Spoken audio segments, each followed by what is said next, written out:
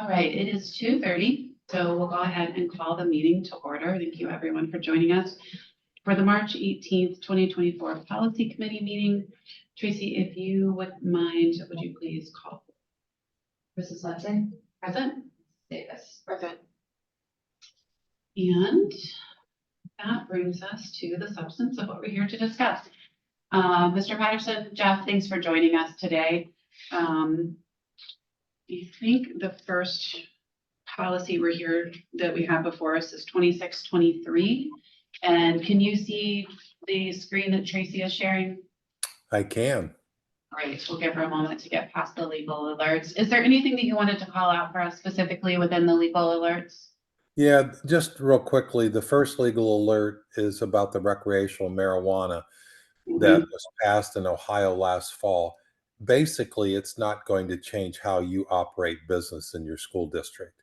Staff and students still have to adhere to a drug-free workplace. But we've been getting a lot of calls, so that's why Neola issued that legal alert. The second legal alert was about staffing, and there's a lot in there. What the legislature did was they were trying to give a little bit more flexibility for school districts because of the staffing demands that we're seeing all over the country. One of the interesting things I did want to point out to you regarding those staffing changes is it will require student teachers to secure a pre-service license permit in order to participate in training experience. That permit is going to be valid for 3 years, and student teachers will be subject to background checks. But it also allows student teachers to be used as substitutes in your building if the board approves that. Just something that was interesting that came out of that legal alert. Thank you. Appreciate it. And then the last legal alert is about 2 pieces of legislation. First of all, House Bill 68 that was passed in Ohio, and it prohibits transgender student athletes from participating on sex-specific athletic teams. There's some requirements that your district have to follow by the end of April. But what's interesting about this is we're waiting for Title IX to be released by the federal government. And we anticipate that that release will cause this particular House bill in Ohio, this legislation, to be in direct conflict with the federal law. Yeah. So it'll be interesting to see how that plays out. Yes, it will be. All right. All kinds of things. Thank you. Thank you. Yep. All right. So that brings us to 2623, I believe. Yeah, so we have 12 policies in front of us. 2623 is titled Student Assessment and Academic Intervention Services. It was revised, and the reason why it was revised is there's a date by June 30th each year.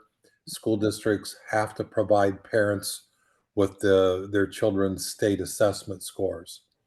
But it allows districts to send those notices by mail, email, post on a district portal for parents' access. So a lot of these are very minor changes, but in order to meet the letter of the law, Neola is revising many of these policies that you'll see today. Okay. And I had checked with Angie. She suggested we not choose the option in the second section there. B, not choose B. And Randy, most of my districts are doing the same thing. Yeah, I think it's B. We don't. Oh, excuse me. It's option 2. Yeah, I was referring to the second paragraph that says in accordance. I don't see it labeled A or B on mine. Oh, okay. Am I looking at the right thing? Are you at 2623? I am, and I'm looking for. I don't see it either. Oh, yeah, this is just 2623, not Okay. 2002. I'm sorry. You're okay. So is that in reference to the second one? Yeah. Okay.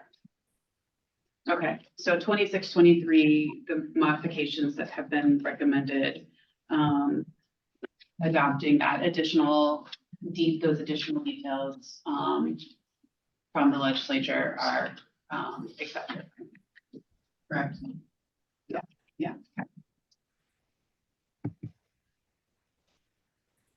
So then that brings us to 26-2302, specific to third grade reading guarantee, which we tabled previously.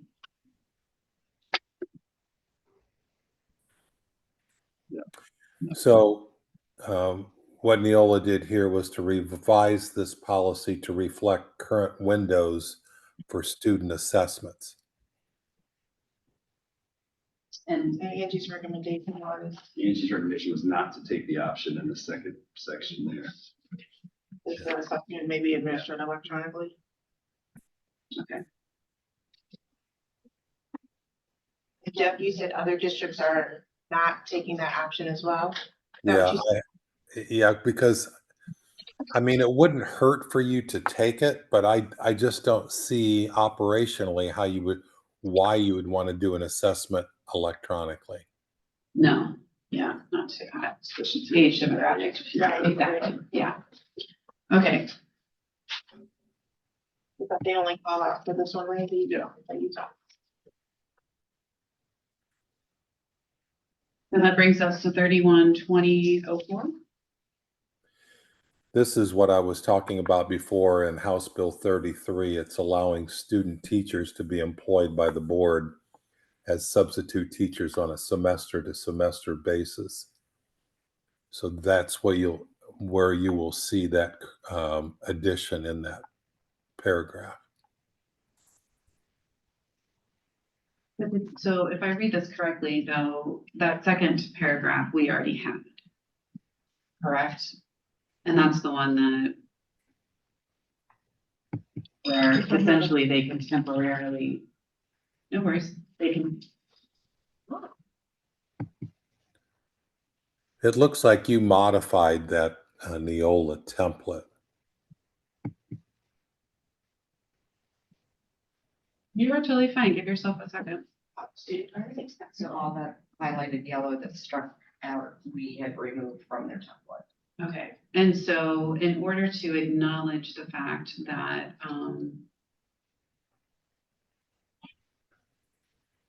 that's interesting. So we already have in here that substitute teachers can, student teachers can serve as substitute teachers. That's in the second paragraph. That's not changing. The only thing that's really changing that we could choose to include is that pre-service teaching permit. But we had previously struck that entire paragraph where it laid out professionally what is required. Because obviously we're going to follow it either way. I don't believe that I was part of the policy committee when this was previously reviewed. Yeah, it looks like it was reviewed in 2020. Well, I would have been then, but we're going to give ourselves some grace for 2020. Absolutely.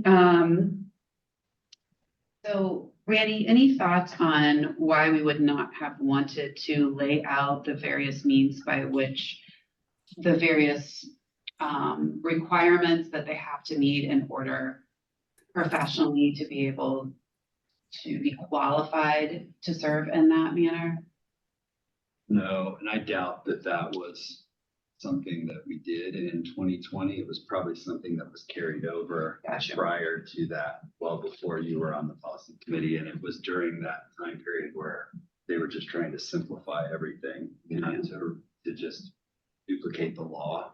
Right. So since that time, we've tried to be more consistent with what Neola has done. So I'm open to correcting that so that people who go to this policy are aware that they might have the opportunity to sub if they're pre-service or, don't meet what criteria were back then. So I appreciate that. And I feel like that is consistent with where we've been going, which is that if we think someone might look at this trying to understand, like, what are the requirements, then we have to be able to include that language. And this would be a situation where I could see that. So I'm comfortable with Reinserting with the modifications, paragraph 3, I think is where we are. Yes. Okay, very good.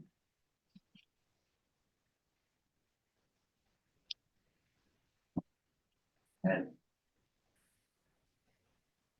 And that brings us to 3140, termination and resignation. So 3140, House Bill 33 now permits districts to provide notice for termination, in this case for teachers, by sending that notice by regular mail with proof of delivery. And this is going to be the same in 4140 for support staff as well. Just a question in comparison to those two. So in 3140, the line is in our policy currently, it says a professional staff member may resign. No, that's not what I'm trying. Here's the second line of the highlighted paragraph, that's just a single sentence that says a resignation once accepted by the board may not be rescinded. But in 4140, it may be rescinded. That's not crossed out. Is there a reason? You know? I do not know. I will tell you that we worked with legal counsel several years ago to update our policy so that the HR department could accept a resignation on behalf of the board. Okay. What that prevented was someone before the board meeting changing their mind. Mhm. So if Jeff Maddox gets a resignation, he sends them notification that on behalf of the board, I accept your resignation, and then it's official. Okay. So we don't have to wait for the board meeting. And that's what I would prefer to do. I think it helps us post jobs and stay operational. Mhm. Certainly there's legal, if someone wants to file a lawsuit later to say they felt that they were under pressure because of their protected class, they can still do that. Okay. But we, Or operationally. operationally, it's preferred to be able to say, we've accepted it, we're moving on. We're not waiting 2 weeks to. You want to cross that out of 4140 as well? Strike Well, yeah, I almost wonder if, and there might be somewhere else in the policy where we specifically say that the HR department can accept a resignation on behalf of the board, but I don't know. It's just the rescinded part. It's Yeah. different in each one, so I just didn't know if you. I almost wonder if it should say, once accepted on behalf of the board, may not be rescinded, because. That's the critical part, right? Yes. Yeah, I'm just doing a really quick search for resignation to see if it's somewhere else. 4140 and 3140 is what we're looking at right now. I guess as you're looking that up, so in 3140, I guess maybe what I'm asking is, do we want to strike both of them out, or do you want to unstrike? I follow you. Yeah, do we want to be consistent in the two Is there a reason why? And classifications of employees? if you need to get back. I think we should make them the same, for sure. But I think it should be consistent with our practice, which is the HR department can accept a resignation on behalf of the board. Absolutely. And I think that was in here.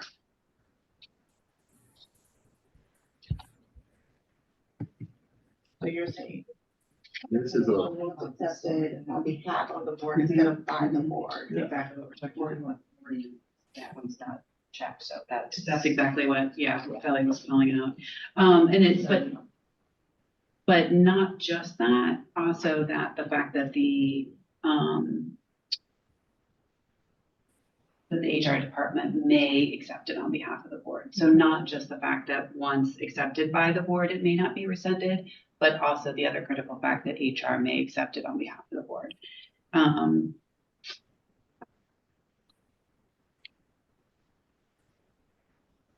I don't see that elsewhere here. that's what's concerning me, is I think this is probably all. I'm looking at, there are 2 other policies that talk about resignation, but those are about administrators.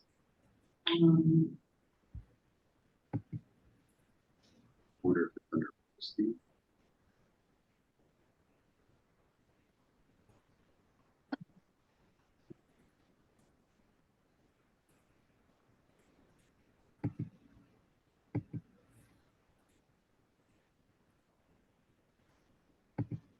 we could just put a line in there on both of them if we want to.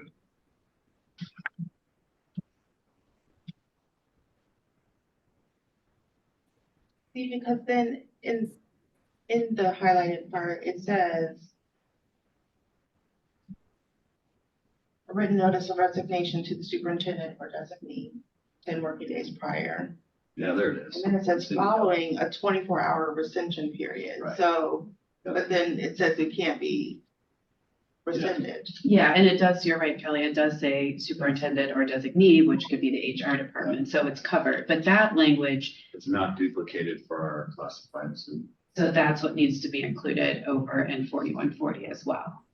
Oh, it is. Is it there too? Oh, yeah, it's the first one that's, yeah, It okay. is there, but there's more in, it's just not consistent Yeah, it's wording. not. I'm sorry, I need to like look at it on the screen side by side. Well, why don't we make 3140 the way we want it, and then Tracy can just duplicate that into 40. Well, I feel like the reason why it's not is 3140 goes on to talk about, Personal staff. yes, there's an additional sentence there, just one, that's not duplicated. No, it is, you guys, it is. It's in that second paragraph in 4140. Oh, the employment of the classified staff. Yep, Okay, you know what, the professional staff, should that be certified staff or is that include administration too? I think that's a note I had as well. Right, it's supposed to be classified like it is. So no, we're consistent here. Both of those sentences are here. And there's a little bit of different language because you have the collective bargaining agreement as applicable in the classified. So really the only thing that's potentially inconsistent is what you point out in the first place, Kelly, which is a resignation once accepted by the board may not be rescinded. And it's already stated earlier that, It's stated earlier in the yellow section on both. yes, that essentially we have, just reading it right after so that, yeah, thank you, that it's approved. So those are different, that's different language. This is what I was concerned about. So that sentence that's not consistent between the two uses the term accepted, whereas the language that's up above where you're talking about accepting, it's accepted by the superintendent or the superintendent's designee. Approved by, exactly. So you've got approved by and accepted. And so I think that if we want to have that ability that you just spoke about, Randy, is that a resignation once approved by the superintendent or designee may not be rescinded, is what we need in order to get that end result. But I think it's there, right? Yellow's in. Yellow's in, For 4140, but for 3140, it's struck. oh, no. It's in for both? Yeah, okay.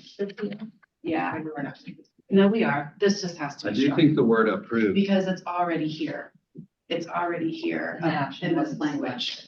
In 4140. Right, but in 3140 is where it's struck out. Yes, And yes. we don't want it to be struck out there. No, we want it to be struck out because, again, it's up here after it talks about following a 24-hour rescission period, a resignation once approved by the superintendent or designee may not be I see rescinded. it. Okay, got it. super confusing. Thank you. Yep, it's okay. It took us a little bit. If anyone followed that, kudos to you. If anyone's listening in. But the good news is we got where we needed to be. And I feel like, if I'm correct, we're all okay with where 3140 is as marked up. And then in 4140, we want to make sure we mark out and do not accept that a resignation once accepted by the board may not be rescinded because we already have the necessary language regarding that. Right, it's not in our policy, so. Perfect. Yeah. Okay. Good. Whew. All right, we got there, guys. You Good did job. get 4124 is next. Yes, we did this. Thank you. And that's a policy that you currently do not have. I don't know if you want to consider having this policy or not, but what it does is it breaks down the options for an employment contract for classified staff, either civil service or non-civil service.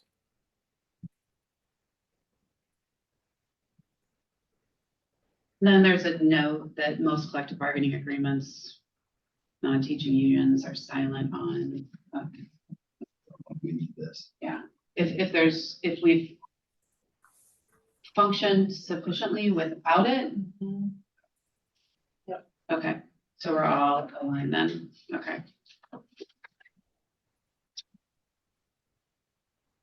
4140, we just established we're comfortable with. We're not gonna check that box.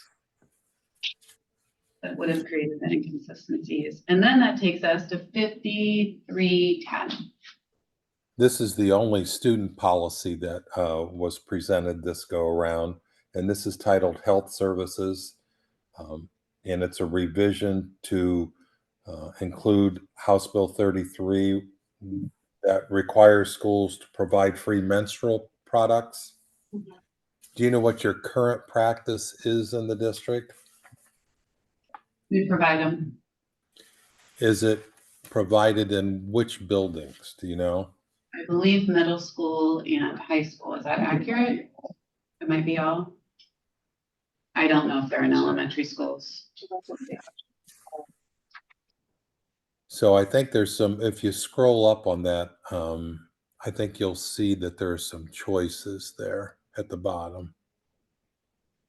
I have a question about, it says all such products shall be intended for use on school premises. This wasn't comfortable Well, with it's- that. Like, I'm comfortable striking that, Kelly. If someone doesn't have access to supply and they take them for use off premises, I'm obviously extremely comfortable with that. Yes. There was that concern when we first put them in that people were gonna take like, a box, and nobody does that. Yeah, people take what they need. And you're exactly right. If they, exactly. Yeah, nobody, we just Yeah. haven't had that. So I think that the only thing that we need to determine, would you be comfortable with this, Kelly, is that if we put them in all, we list all, and if we put them in 6 through 12, that's what we list. absolutely.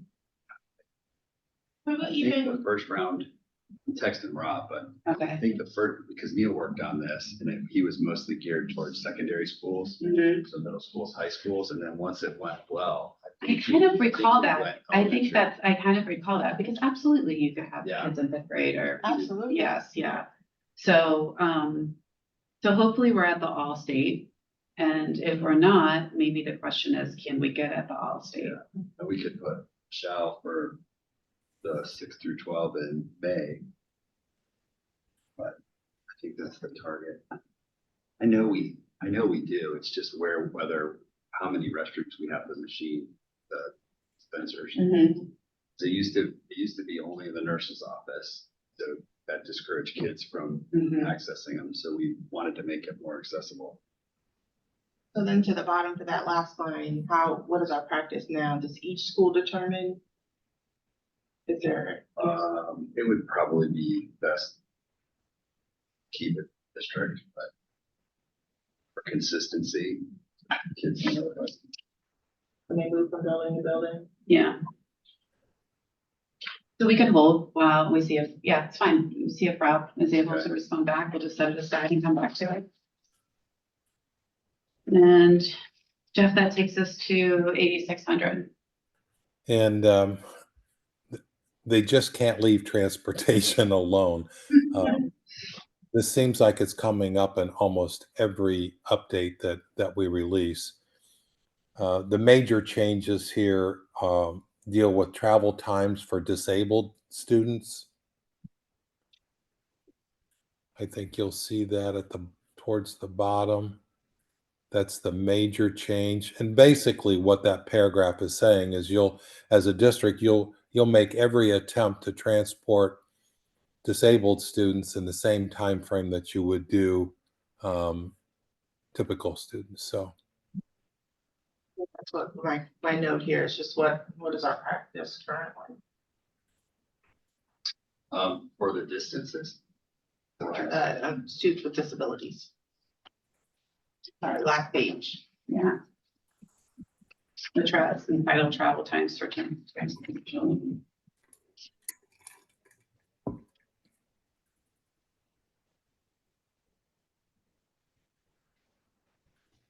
Yeah, it's, so the ones that we have, the challenge is Sutter Park because of the location. It's on one side of the district. It's not a centrally located building. So every year they have to re-examine that to make sure that those students aren't on the bus too long. So I can, that's the, I just have been part of those conversations where we've had to redo routes. Yeah, Well, it does, there is some cushion, I'm sorry, Kelly, go ahead. no, go ahead. You're about to say the same thing, right? There's some cushion language in there, and then it says the board, directs that determination of reasonable time period shall be made on a case-by-case basis. So it's not as though it's mandating a set, it's just, we're, the expectation that we're held to is to do our best to transport in a reasonable period of time. And so if that's something that's being evaluated on a year-by-year basis and a student-by-student basis, that's, with that objective, that's exactly what we're doing. And Rob reports that it's still accessed through the nurses at the elementary school. So let's finish this one real quick. So I believe then, Randy, what you just described though is that we're in compliant with it. We're, this language should be okay. Do you agree, Kelly? I think so. Okay. Yeah, and I may suggest in this policy that we take the options that says in vehicles other than school buses, because that's something that we're exploring the possibility of in the future due to the shortage of drivers and the expenses of transporting with private services. So there could be situations where it's beneficial for us to purchase a van and transport kids to non-publics or, schools that we have, or even Delaware Area Career Center. Sure. And then what we can do is we can then provide that service with a trained driver, not necessarily a trained bus driver, which, yes, which gives us some flexibility on days when we're running short. Yeah. So. No, that is, I think, very smart. Yeah. Okay. The distance didn't change, it just, I guess, the way they categorize it is what changes mostly on the first page. All right, so we'll adopt the in vehicles other than school buses, and everything else looks okay. On 8600. Going back to the language that's in 5310, it says in the buildings, it doesn't say in the bathrooms. And so I feel like we're in a place where we can accept the all language. I can just talk to Rob. I think what would make sense is if we know where the 5th grade classrooms are located within a building, that would be a simple thing that we could do this summer and just install it. It doesn't have to be in every restroom, but at least. No, exactly. Right. I mean, where my girls went to elementary school, the 5th grade are out in modulars, so it's So whatever's super easy. closest to that. Yeah. I think it's simple. Okay, that sounds great. Thank you for doing that. Anything else on that, Kelly? No. Tracy, you did get the striking out of, like, has to be used on the premises. Yes, I took that out, yep. All right, takes us to 8600-04.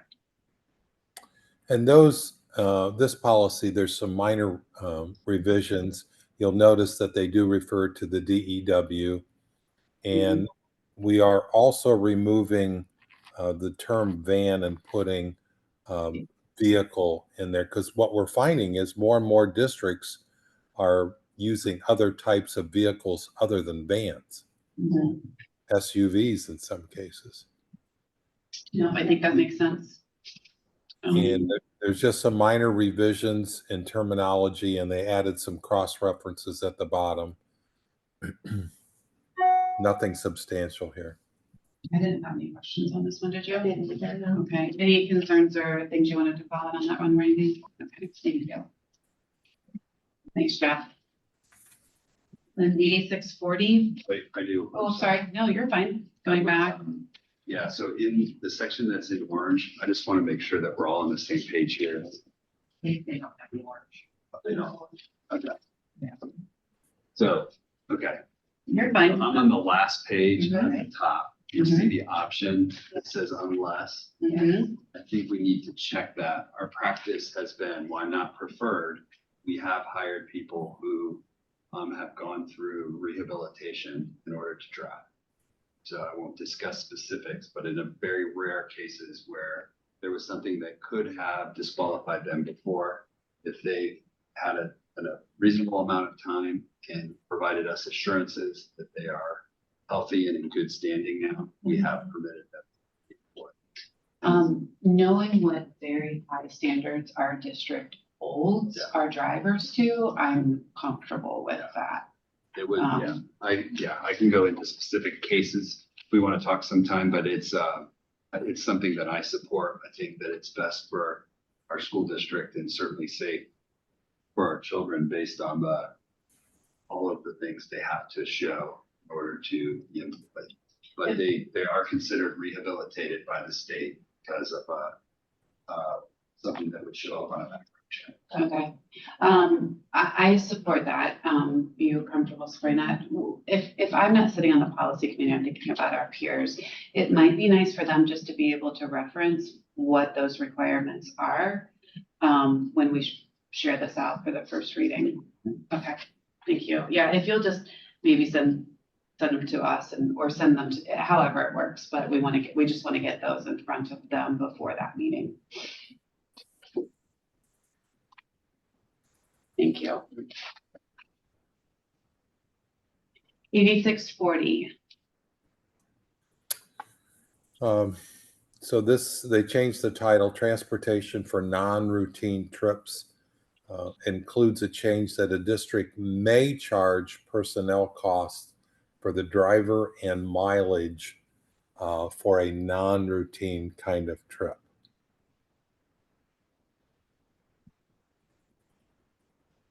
Can you think of circumstances where that's applicable?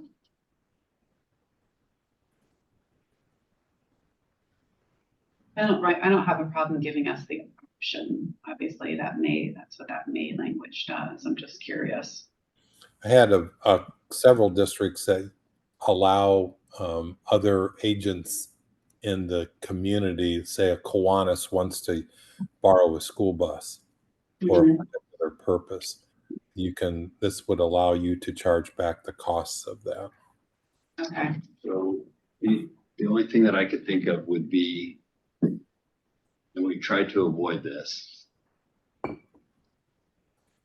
but there were situations where like the athletic boosters were sponsoring a trip in the summer that they had traditionally been separate from the school district. And they were paying for it, not the district athletic budget, because it was thinking of a Kilbourne trip in particular, and they were going to provide their own transportation, and we felt more comfortable with them, kids being on a school bus. Mm-hmm. So I think there was some arrangements on how much that would cost them because the charter buses were way outside of their range. Okay. I think it was a West Virginia trip, and we were able to go that far. So that's the only thing I can think of. The only other time I could ever see anyone outside of our students being on our buses is we have agreements with Care After School if anything were to happen, or the local private schools. Like if there was an emergency at their school, we would certainly assist and go pick up their kids and get them away from their school. So. Talk to me about shall versus may, though. So this is shall. When I read shall, that's what we're gonna do, Mhm. as opposed to may, Mhm. could do. Mhm. Yep. Does that like bind us to anything? I'm just wondering. I really do like for our policy to be very high level as much as possible. Mhm. if it's a situation where, like you're saying, it doesn't happen very often, it's just like Well, the language that's there was will before, so that's consistent with shall. So I think that's fine.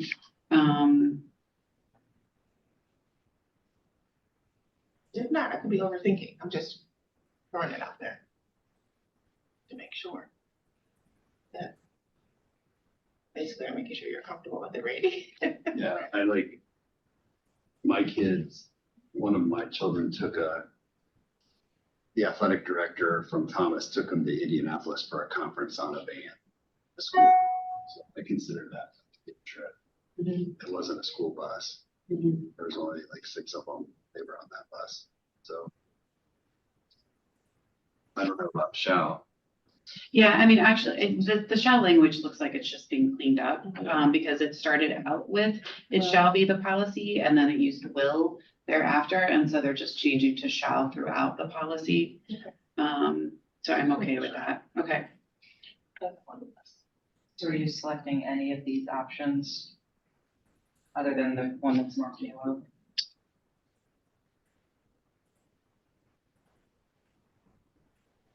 We have this right now, and none of those options are selected. Is that accurate? The only option that we have is the one that's yellow.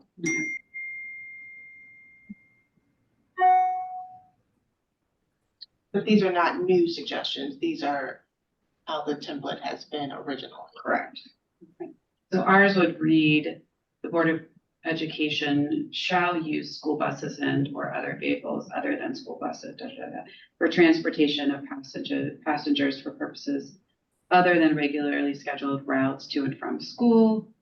And then that second paragraph, and then go on to say the transportation may be limited by the availability of vehicles.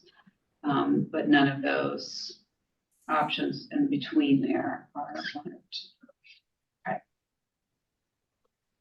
It's pretty broad. Yes, and so I'm comfortable keeping it at that high level that you were just describing, Kelly. Okay, so we'll do that.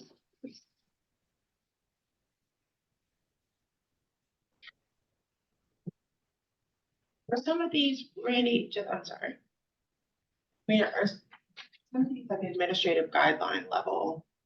Yeah. Emily's actually been working on this, trying to work on consistency. I think that's all I have for that. Okay, so 8650. Again, a very minor change here. The policy was revised to include vehicles other than school buses. Yeah. It also changed that drivers of non-routine vehicles like vans do not have to have a CDL.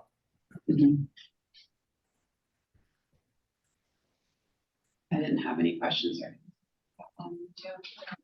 Okay.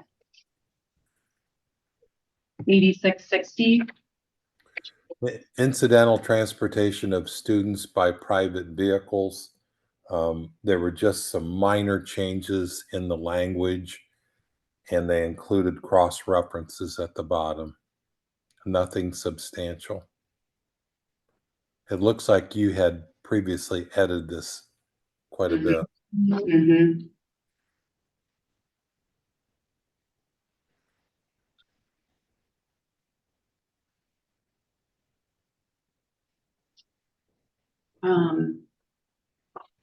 The one thing that I noted, Randy, was I would just, we'd obviously previously included requirements regarding insurance. We can still do that without that being in here, but I don't know why that was originally included. If again, that was one of those, do we want to let people know what's going to be required? To the extent that they would look this up. And this is something that comes up quite a bit. Like, has Emily seen this? Yeah, we've talked about it. We're, like I said, so like the third section there about incidental transportation. Like, I would probably suggest that it be approved by the administrator. This is all struck, this is, yeah.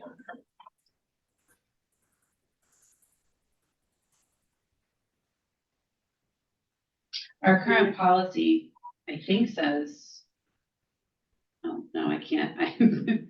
I have troubles reading it I know. as well as to like, what part was ours before? So I think ours before says any such incidental transportation must be approved In writing, accordance with no. the superintendent's administrative guidelines. That's what our code says. Thank you.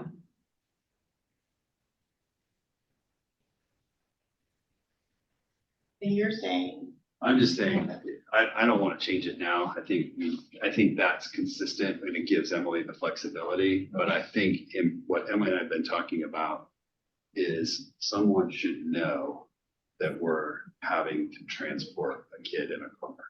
Someone needs, you know, like, I don't feel comfortable with any coach or any advisor or anyone doing it without it going through an administrator who says, hey, I was leaving the building. I noticed this kid's here. Both parents, is it all right if I take them home? And if there's some type of check, like, otherwise, I think it just opens us up. So that's the last conversation I had with Emily is she's really, you know, you have club sports, you have, you know, all of these different moving pieces in herself, like she would always take someone with her. So there were two people in the car and she was transporting a kid home. So you have a witness just to protect herself from like, accusations. I won't take, female student. Yeah. So again, those- administrative guidelines, That gives us flexibility to update those administrative guidelines, but I think that's the direction that we're headed. that makes it, when we talk about those guidelines being in writing and not just necessarily. And if we feel like we need to put that in, put administrators in the policy, something that I could support. I just think it's for everyone's protection. Absolutely. And at the high school, which is where you get some of this, an administrator could be the athletic director, it could be the assistant principal, it could be. That's why I don't necessarily think you need an administrator right there as long as it's within your superintendent. I'm comfortable with that. Just an FYI about 8660. We have administrative guideline for that policy that you do not have. So you might want to review that particular guideline, AG, to see if you wanted to include any of these, like the insurance piece and that kind of thing, in the guideline. I think my preference on 8660 at this point might be to set it, it's not time sensitive to set it aside and have Emily take a look at it, given the work that she's doing in this space, and see where she's going with that. Just so that if additional details she feels like would be helpful, if she feels like it would be helpful to spell out additional details there, we have the ability to do so and everyone's easily on the same page. And I share that mostly because I know that this at times has come up. Now, it's not incidental transportation where it's come up, but it has come up in other transportation of students by private vehicle. No. Okay.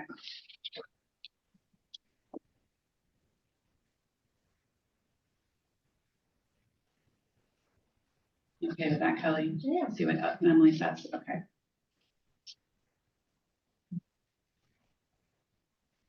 Now, if I think that, am I missing anything, or is that everything with Jeff? Yeah.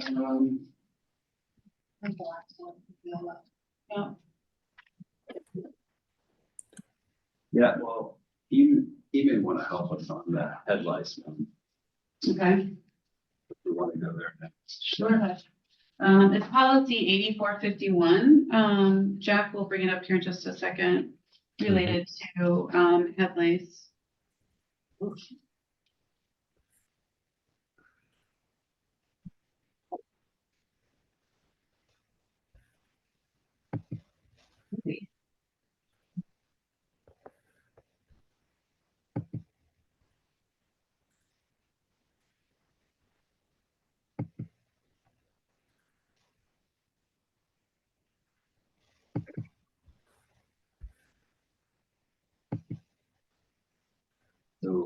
Tracy, is it accurate that we have 8451? Yes, And we don't have options selected? we do. Yeah. It looks like you inserted the term live lice. In that packet that I gave you this afternoon. I have that. Yeah.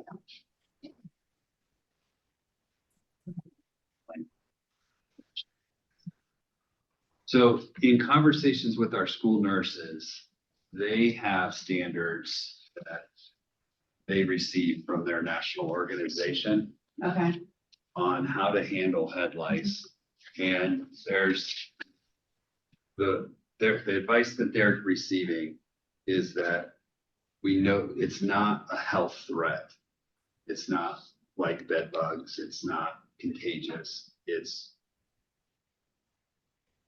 not pleasant, but what they're hearing is that we should not be drawing attention to these students and families, that it should be done much more discreetly. There shouldn't be notification going out to the entire school or classroom, that you should work with the family and help them get through it and treat that. You shouldn't be pulling the kid out of class and checking them.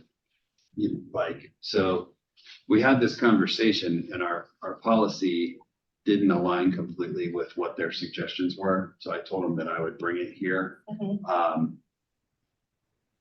We say not contagious. I mean, it's not a health, it certainly can spread from student to student, but it's not a health issue where someone's going to get sick. I don't know. I myself, if I was an elementary school parent, would probably want to know in order to pay closer attention to my own child.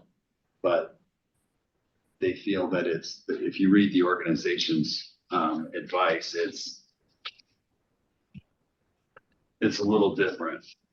So schools should not exclude students for active infestation, which in the past, that's what we would do. And then there were times years ago that we would do whole classroom screenings to make sure that we know who has it and who doesn't, so we can notify those families. But that's all shifting from their professional organization. so what do our nurses recommend? They recommend working one-on-one, with the actual family and working to get the resources that family would need to treat it. So, hey, Randy, I need to let you know that your child may have lice. This is why we think that could you come pick them up and we'll get you set up with the first round of treatment, or we can give you the information and then encourage them. The issue is that not all of our families cooperate. So that's where we had a little bit of discussion, but it's not supported to exclude students. I mean, So I didn't know if Jeff had experience with any other districts who are dealing with this. No, usually they're pretty specific, but I feel strongly that your policy should reflect what practice you're doing in the district, and there's no legal requirement here. Yeah.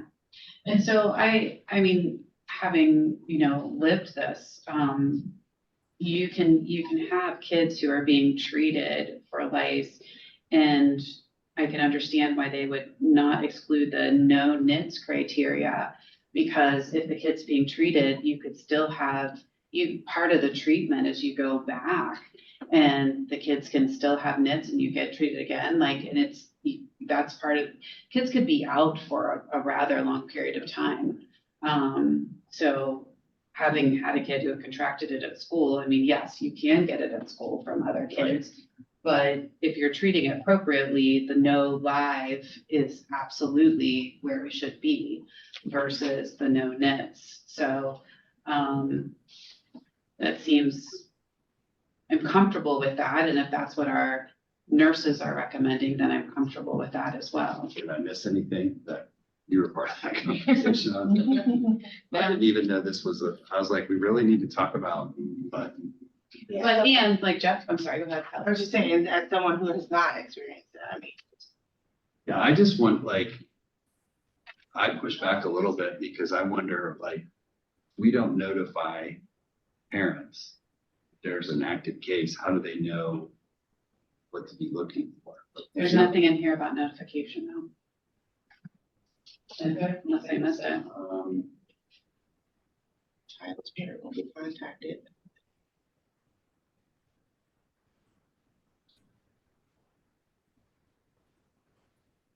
Yeah, I think we used to send letters. Communication from. the We school. did, because that's how, like, so what you're saying, Randy, is exactly what we've experienced, right? Like someone in the classroom has lice and then Yeah. you get notifications and then you start checking your kids and unfortunately, you can realize, oh, well, my kid has it now too. And that's how you find out sooner rather than later. So there's nothing within this policy that prohibits us from doing that.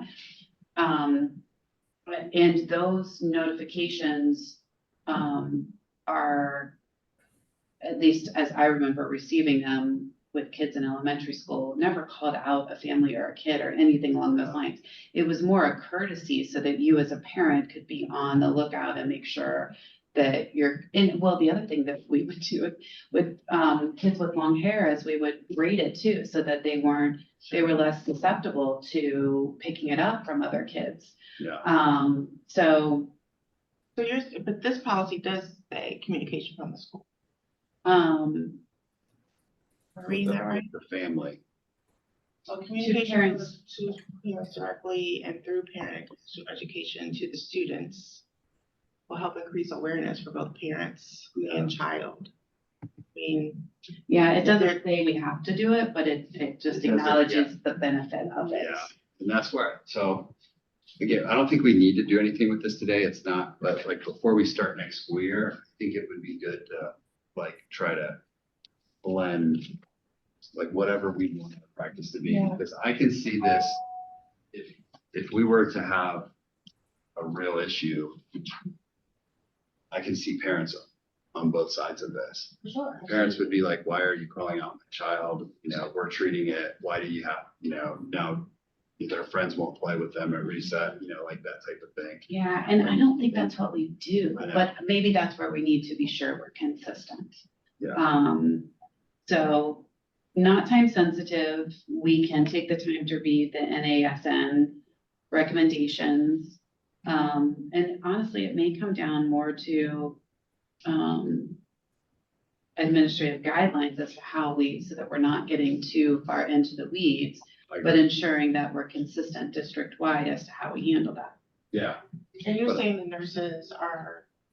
I think, well, so here's how this, from a practical standpoint, what I believe happens is elementary schools, we have health office assistants. If they have a lice issue, a lot of the times, if it involves checking multiple people, they, in the past, would have called their supervising nurse from the middle school. They would have come over, they would have worked through to identify how big of a problem we have, how many people were impacted. That's just not how they do it now. And I think Nikki's right. I think they're probably leaning towards changing our practice more than the policy. But I just wanted to make sure we were all on the same page because, like I said, I could see a family saying, why didn't you let us know? You tell us when someone has measles, you tell us when, at Granby, we put out notices with the bed bugs for a long time. And that was my argument. Why are we treating this different than bed bugs? Their argument was there's no health risk.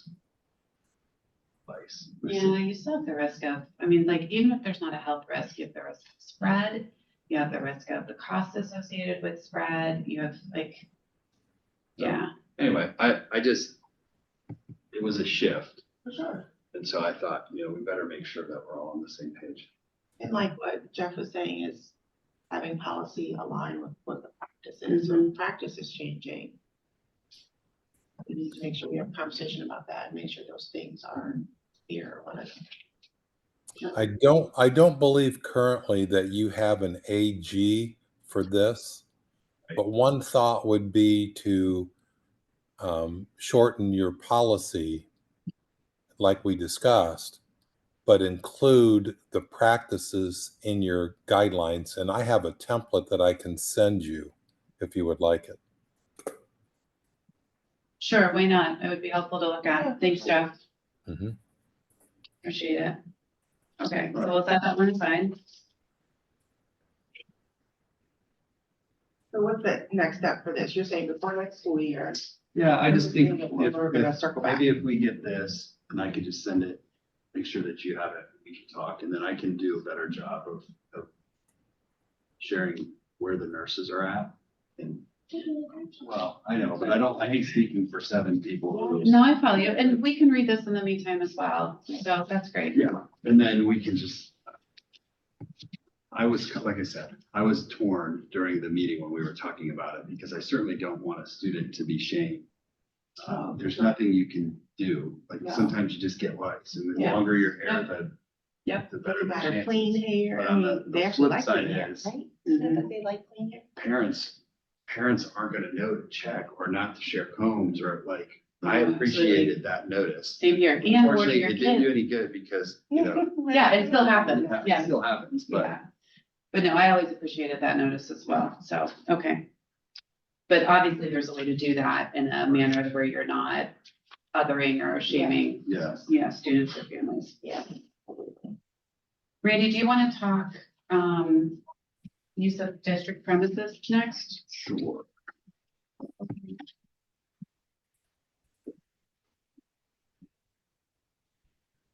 Your packet. So. Policy is 7510, Mm-hmm. and then there should be in your packet behind that, some things that we've been discussing in the district. We are using, when someone asks to rent our facility, we are using a policy from 2012 that's to guide them upstairs on how to deal with. So if I don't know that. you have it, I mean, it's fine. Sure. Okay, I'm just gonna share it then. We're good. We so can share. in this, we have an extra one, Tracy? Yeah, of course she does. Thanks, Tracy. So in this packet that I have created a draft of what we could move towards to guide us on who we charge and who we don't charge. And what I've done is I've broken up our users into 4 different groups, similar to the way we do it now, based on the old policy that they still have a hard copy upstairs and they use. This was before Neola. What it basically says is WIB, Care After School, PTA, boosters, all of those groups, that we wouldn't charge them, assuming that they're using our facilities while we have a custodian, Mhm. like in the evenings. There's not yet. We already have someone there. If they want to come in and use it on Saturday, like District Homeowners Association wants to have a meeting, we typically would let them do that, but we would charge them for the personnel that had to unlock, clean up, that type of thing. The group 2, we've talked about this internally, and it's something for you to ponder. But WIB really has 2 different branches. They have the Youth Boosters Program, which is made up of volunteer coaches, parents volunteer, and we certainly let them use our fields, tons of green space for free. But they also have the Worthington United soccer program, which the instructors are paid employees. And there's a significant amount of money involved in that operation, as there is in any community.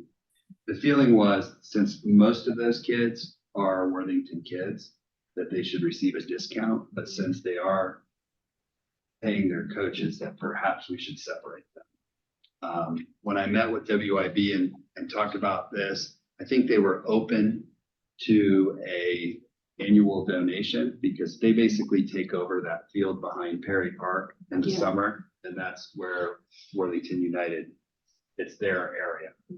And when we looked at what I'm showing you, they were like, that's a little out of hand. If you're going to charge us every time we're on that field, what if we just made a donation for the summer? And we just work something out that way. So I'm not presenting you a final product. I'm simply trying to illustrate where our thoughts were on how to update this. Third group would be consistent. And then the fourth group would be anyone making money, commercial or profit making. And a lot of these groups we haven't been approving anyway. It's been rare. Some of them it's because they want to serve alcohol at our stadiums or things like that. So there's other reasons why we're not able to. But this is at least an update on where we're at. I think it's timely because we're trying to reduce the usage at the high school due to construction. I also think I didn't provide you all of them. And we can get those for you, but we studied other school districts building use rates and found that we were on the lower end. And I don't think that's a good place for us to be. It draws, it just draws people who aren't necessarily our community to our facilities. So this was the old policy and the old rates. They separated it weekday, Saturday, and Sunday. As you can see, they had 4 groups before. What we've done on the last 2 pages is we've just simply said weekday or weekend. We couldn't really come up with a reason today why Sundays would be treated differently than Saturdays. And then we've created some new rates that I think still make it accessible, but keep us from being the cheapest place. Had some really good conversations on like lights for the stadium. The electricity costs aren't significant enough that we felt that we should charge those people in groups 1 or 2 an additional fee for the lights.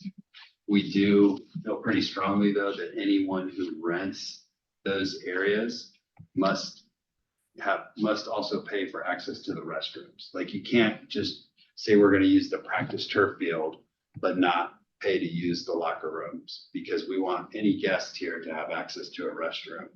So we've kind of thrown that in and lumped it in. So again, I don't think that we have this needs to be done in the spring, but kind of like the other, I do think it would be good to, and I don't know if this is in policy, Jeff, if districts usually put their rates, the policy might specifically just say consistent with the rental rates utilized by the district. And maybe I don't know if they need to be blessed by the board or not, but we do want to update. Actually, Randy, where the fees do appear is in the administrative guideline.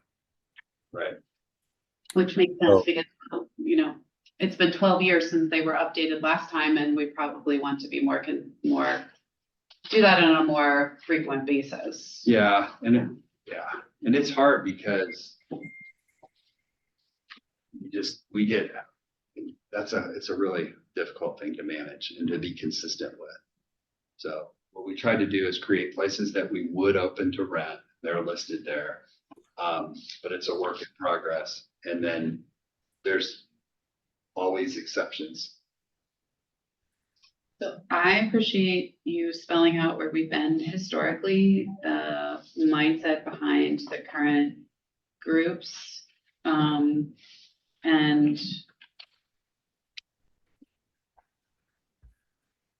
So this page 2, Randy, just front and back is what you Yeah, so established in 2012. Jeff? And this is your the proposal. new. Yeah, so I think this 2012 honestly has been there longer than that. It's just, it says, That was last time that particular piece of paper was updated. yes, so we've not touched it. But I think there's a couple things. One, like our outside facilities are already open to the public if you just want to come use them with your family. But if you want to organize, it's not uncommon for us to see coaches from other districts out there giving private lessons, and we assume they're charging their kids, but they're coming here because our facilities are unlocked. So we're missing an opportunity, but that also requires policing, and we haven't really done that. So I don't know, we're just trying to make progress, I think, and I just wanted the board to be aware of it. And as we move towards updating this timely, because we're also discouraging the use of our buildings at the high school until we get them done. So just wanted to give you an update on where we're at, but yes, I agree with appreciate Jeff. That would be maybe a board policy that references the administrative guidelines. Yeah, I'll read back over 7510 just to see if there's anything that stands out in what you've shared. So that's helpful. Thank you. And then, and in 7510, the only thing that jumped off the page to me was uses for voter registration and elections. We are obligated to allow them to use our facilities for elections, but we would also prefer that they not. And so they've been good partners with us to get out of our elementary schools and to go to other spaces. And they're going to be at the Morello building instead of Thomas Worthington because of construction. But if we could find alternatives for them so that we can operate school, I think it would be better. But it's the cases that we can't avoid it. Like this building is always open. So Okay, thank you.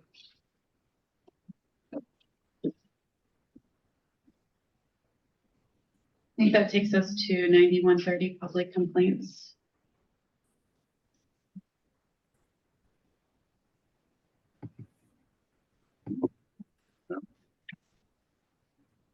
Oh, mine is the convention. Yours is the, yeah. Did I ask you to do something else? I'm sorry. I may have. Well, the 9130 is from the last. Oh, it was a review. holdover That from was- the last that one? you didn't really get to discuss, and so you said that just to push it to the next meeting. So, Thank you for that reminder. I don't know that we have. I have to remember why. Well, it sounds like it was more of a time. I guess it had to do with library books, and that's when there were a lot of complaints about, about books. Got it. Yes. So our policy is rather short. I know that we don't have any of that subsequent language. Is there This is one that I brought up. We didn't have in policy outlined what the process or practice is for when there's a complaint that comes about a book in our libraries. yeah, and I think that, go ahead. Needing to have some, it was suggested to have something in policy that relates to that. Now, we don't ban books, right? But wanting to have someone to look back to say, well, why did you include this book? So we can say, when we went through these steps, we don't have that listed currently. Yeah, and I think on the flip side, all right, I have to take this because I have kids who are traveling and I keep getting a phone call. Hello?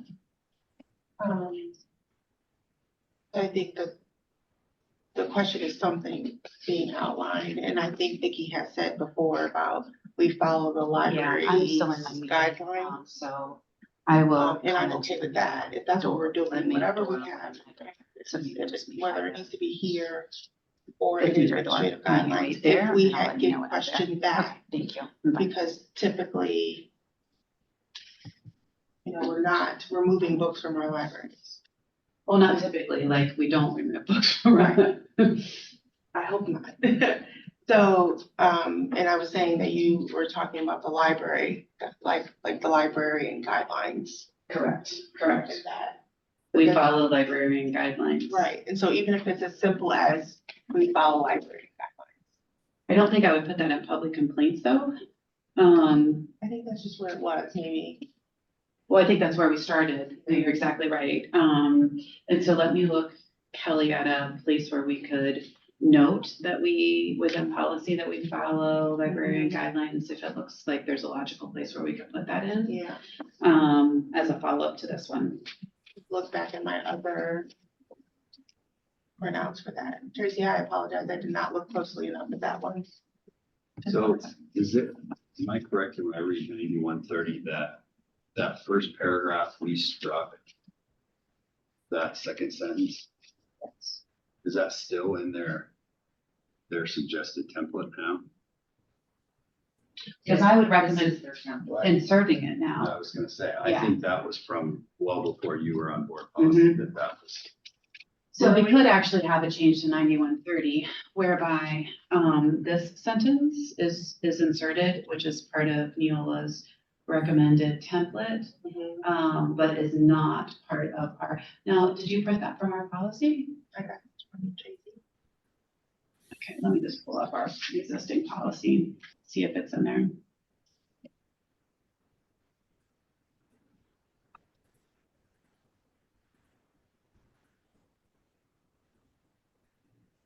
It's not in there? Okay, so we would want then to insert at the same time, the Board of Education has a duty to protect its staff from unnecessary harassment. Yeah, good call, Randy. And so we actually could put a revision for that purposes of 9130 into the next round that goes to the board holistically.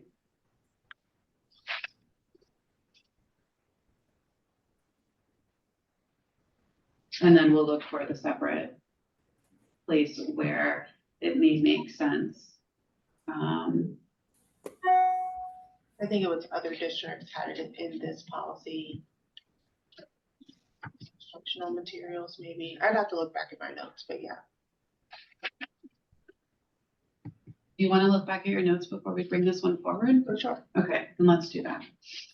So we'll hold again on this one. Well, no. Let's make that change. But we need to make this change. We need to add this. Okay, and then we may come back The other to it. one is not as time consuming. Okay, so. very good. Okay, So, so 9130, we'll add that sentence in then for the next reading before the entire board. And then that brings us to school board conferences, conventions, and workshops. yeah, and this is just I talked to some of our administrators about, we have to approve and taking that out of our policy, because there are times when I know one time I wasn't going to be able to go somewhere because it wasn't going to be approved by the board ahead of time. And it's not necessary to continue to have that language, that specific language in our policy. Those funds are already set aside for us, so it's not as though the approval, we're not approving any funding, anything additional. I don't think any of us abuse that. And so I just think that the language could be removed. Yeah, I fully support that. And maybe what we just do, if we're removing that, Kelly, is either quarterly or twice a year, we have an update from TJ that tells us where we stand from a budgetary standpoint. So to make sure that we're all aligned on how much we've spent, and not that anyone's actually calculating that, but that would be the only remaining benefit of having the approval, is that we would have a sense for where we are from our budget. I don't think we ever even get close to our budget. No, we don't. So I don't have any problem with removing that at all. And so in the clean version, or the template version that Tracy sent to us, it says the president of the board will regularly receive a record of board member attendance at conferences. And I think that's great to put in there, and that's very consistent with the policies that TJ sent me from other districts. Good. Would you want a notification in there? Like, so that, like, let's just say you had a board member who was just registering for things and not getting approved, but the other 4 people didn't know that they were even going to these things. Yes. So sometimes that's helpful. Like someone finds something that, the other members might find, like, oh, look at that. I have the availability to go. I'll join you for that. Right. I think that, even TJ putting that in his weekly or something like that, so that people know, and we could, do the registrations, or whoever's doing the registering could reach out and say, does anyone else want to attend this? Either one of those is fine, just to streamline. You don't get the trickle in registrations, and everyone's on the same page as to availability and what people are participating in. Because I think if you're replacing approval with nothing, worst case scenario is you might not know what other board Mhm. members are doing. Right, well, this also says to report back. Yeah, well, I mean beforehand. like- Beforehand, so that they have the opportunity to go. But I get your and- point is you shouldn't have to wait till April 8th. Absolutely There's something not. that you want to go to next week, you know? Well, this is a prime example, right? We have Yeah. a 4-week gap between our meetings. Yeah. And if there was a registration deadline in there, Yeah, you'd miss it. nope, I fully support that. Okay. Good. Thanks for recommending that change. So Tracy, what do we have to do? So I was looking at our policy as it's written in comparison to something that you sent to us. Is it just removing that language and keeping everything else that's there? It is a little different from the template that you sent. Yeah, and I don't think any of this language is from Neil. I think this was cut and pasted from probably previous policy. Mhm. So are you striking all that or are you No. yellow? Or are Um, we keeping that? Just adding the president and board regularly. Yeah, I would recommend that we just take out the requirement that it's voted on or it's approved and that add the language that the president of the board will regularly use. That's on okay? Yep. Okay.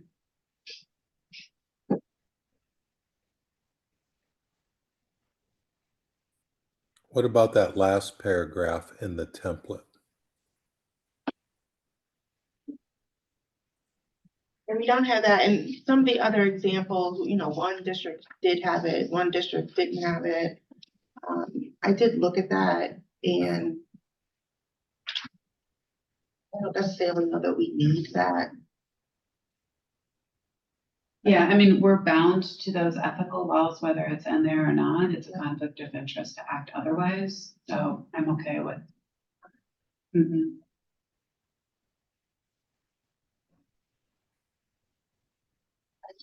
I gave you all the information, or that we gave you all the information you needed for the draft as opposed to the. Okay, good. Thank you. Excellent. Or as far as policy. Yeah, thank you as always for your help. I will bring us to approval of minutes So moved. from our September 28th, 2023. It's been a while since we've been together, No friends. wonder I didn't remember 9130. Exactly. I will second that if you'll call for the vote. Mrs. Davis? Yes. Mrs. Sexton? Yes, motion carries, and then I'll make a motion to adjourn. Okay. And if you'll call for the vote again, yes, Mrs. Davis. motion carries. Thank you, everyone. Thanks for joining us, Joe. Thank And kudos on the new setup. 83-degree weather. Watch Just- the flurries fly by. Just an FYI, we anticipate that the federal government will release Title IX yet this spring.